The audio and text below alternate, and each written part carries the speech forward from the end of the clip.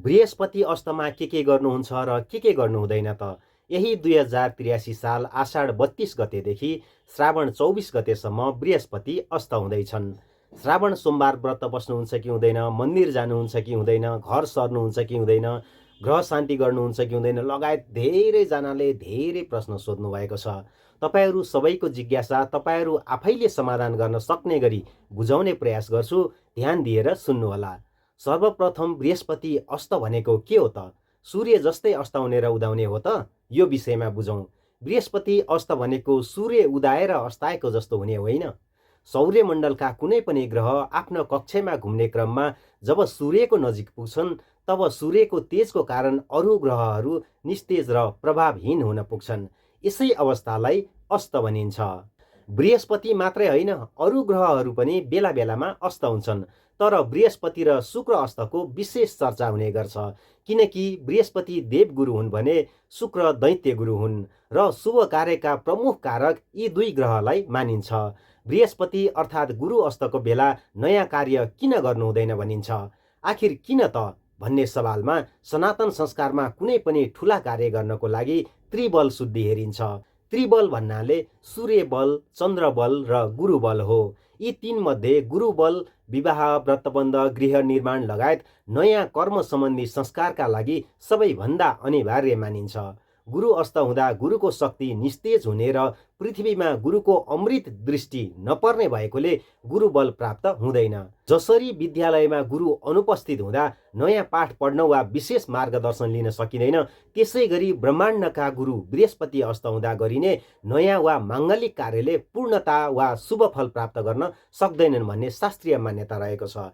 त्यसैले नयाँ कार्यको सुरुवात नगर्नु भनेर शास्त्रले निर्देश गरेको हो। धर्मशास्त्र र ज्योतिष शास्त्रका प्रमाणिक ग्रन्थहरूमा गुरु र शुक्र अस्त भएको समयमा शुभ र माङ्गलिक कार्यहरू वर्जित गरिएको छ। ग्रह अस्त हुनु पूर्व र उदय पछिको कति दिनसम्म बार्नुपर्छ भन्ने सवालमा अस्त हुनु 3 दिन अगाडिदेखि उदय भएको 3 दिन पछिसम्म सुत्तकाल बार्नुपर्ने मान्यता रहेको छ।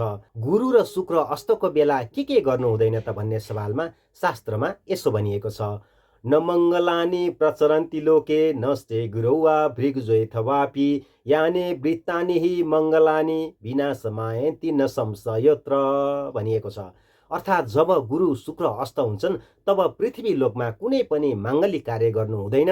यदि कसैले हठ गरेर यो बेला शुभ कार्यहरू गर्छ भने ती कार्यहरूले विनाश निम्त्याउँछ, यसमा कुनै संशय छैन भनेर भनिएको छ। यसो भन्दै गर्दा कुनै पनि धार्मिक कार्य गर्नै नहुने हो त? पक्कै पनि होइन। शास्त्रीय मान्यता अनुसार धार्मिक कार्यलाई नित्य, नैमित्तिक र काम्य गरी 3 भागमा विभाजन गरिएको छ। नित्य कर्ममा दैनिक गर्नुपर्ने कर्म जस्तै ध्यान, न्यास, जप, तप, पूजा पाठ आदि पर्दछन् भने नैमित्तिक कर्ममा नियमित तथा भइपरिआएका कर्म जस्तै मृत्यु संस्कार, जन्म संस्कार, मासिक श्राद्ध, तर्पण लगायतका कर्महरू पर्दछन्। त्यसै गरी काम्य कर्ममा कुनै विशेष कामनाले गरिने कर्म वा भनौँ हेराएर जुराएर अर्थात् अरू बेला पनि गर्न सकिने कर्महरू जस्तै घरको जग पूजा, गृह प्रवेश, नयाँ मन्दिर निर्माण, एकाह, सप्ताह लगायतका कर्महरू पर्दछन्। बृहस्पति अस्तको समयमा काम्य कर्महरू गर्दा कर्मको फल प्राप्ति नहुने हुनाले त्यस्ता कर्म गर्नुलाई अशुभ मानिएको हो। यसै गरी गुरु अस्त भएको बेला कुनै पनि काम्य कर्महरू सायद हेराउनु पर्ने, जुराउनु पर्ने कर्महरू गर्नु नहुने कुरा निर्णय सिन्धु, चिन्तामणि र कौशिक संहितामा उल्लेख गरिएको छ। विधि विपरीत कार्य गर्न धर्मशास्त्रले अनुमति दिँदैन। यही कुरालाई गीतामा श्रीकृष्णले अर्जुनलाई यसरी बताएका छन्, ए शास्त्र विधिनुत्सृज्य वर्तते कामकारतः न स सिद्धिमवाप्नोति न सुख न परां गतिं तस्मात् शास्त्र प्रमाणं ते कार्य व्यवस्थितौ ज्ञात्वा शास्त्र विधानोक्तं कर्म कर्तुमिहारसि। अर्थात् शास्त्रको विधि छोडेर चल्छ जो मनमोजले सिद्धि सौख्य परम धाम कुनै पाउन्न त्यसले। शास्त्र प्रमाण छन् सारा कार्य बुझाउन तस्मात् शास्त्र प्रमाणैका कार्यमा चल अर्जुन भनेर श्रीकृष्णले अर्जुनलाई बताएका छन्। शास्त्र वचन, ऋषि वचन, वेद वचन र भगवान वचन कदापि झुटो हुँदैन। यसै गरी बृहस्पति र शुक्र अस्तको समयमा नित्य कर्म र नैमित्तिक कर्म गर्न शास्त्रले रोक लगाएको छैन। केवल काम्य कर्महरू मात्रै नगर्नु भनिएको छ। त्यसैले नित्य र नैमित्तिक कर्म अन्तर्गतका दैनिक स्नान, पूजा, पाठ, जप, तप, होम, हवन, दान, तिथि श्राद्ध, मान्दै आएको चाडपर्व, लिँदै आएका व्रत, उपासना, न्वारन, मृत्यु संस्कार, तर्पण, जन्मोत्सव लगायतका कर्म गर्न हुन्छ भने मिति तोकिएका कर्म पनि गर्न सकिन्छ। अब गर्न नहुने काम्य कर्महरू के हुन् त भन्दा घरको जग पूजा गर्ने, घर सर्ने, नयाँ व्रतको सुरुवात गर्ने तथा लिँदै आएको व्रतको समापन गर्ने, तुलादान, महादान, विवाह, व्रतबन्ध, अग्निहोत्र, पहिलो पटक कपाल काट्ने, कान छेड्ने, नयाँ अन्न भक्षण गर्ने, दीक्षा लिने दिने, विद्यारम्भ गर्ने, कहिल्यै पनि नगएको मन्दिर जाने तथा तीर्थयात्रा गर्ने, लाखबत्ती, कोटी होम हवन, एकाह, सप्ताह, नवाह, पुराण, नयाँ मन्दिर निर्माण, मूर्ति स्थापना, कुवाहरू खन्ने जस्ता कर्महरू नगर्नु भनिएको छ। यदि बृहस्पति र शुक्र अस्तको समयमा वेद तथा धर्मशास्त्रादि ग्रन्थको उपेक्षा गरी अशुद्ध समयमा वर्जित कार्य गरे वा गराएमा पुरोहित र यजमान दुवै पतित हुने कुरा शास्त्रमा उल्लेख गरिएको छ। नयाँ व्यवसायको सुरुवात, घर जग्गा तथा गाडी किन्नु पनि शुभ मानिँदैन। सकेसम्म नयाँ ठाउँको लामो यात्रा पनि नगरेकै राम्रो हुन्छ।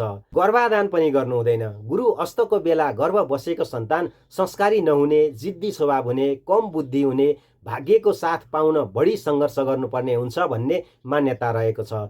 श्रावणको सोमबारको व्रत लिनुहुन्छ कि हुँदैन भनेर धेरैजनाले सोध्नु भएको छ। यस विषयमा भन्नुपर्दा पहिलो पटक व्रत लिँदै हुनुहुन्छ भने नलिएकै राम्रो। अघिल्लो वर्षमा पनि लिँदै आउनुभएको छ भने व्रत बस्न सक्नुहुन्छ। कुनै पनि व्रत थन्क्याउने कर्म पनि नगरेकै राम्रो हुन्छ। ज्योतिषीय मान्यता अनुसार गुरु अस्तको समयमा अशान्ति, लुटपाट तथा दुर्घटनाको भय वृद्धि हुने हुँदा सावधानीमा विशेष ख्याल राख्नु भनेर सुझाव दिएको छ। बृहस्पति तथा शुक्र अस्तको समयमा गर्न हुने र नहुने कर्मको विषयमा सारांशमा जानकारी त पाउनु नै भयो। अझै कुनै जिज्ञासा बाँकी छन् भने कमेन्टमा सोध्न सक्नुहुनेछ। अर्को भागमा श्रावण महात्म्य कथा लिएर उपस्थित हुने नै छु। यतिन्जेल हेरेर र सुनेर साथ दिनुभएकोमा हृदयदेखि नै धन्यवाद।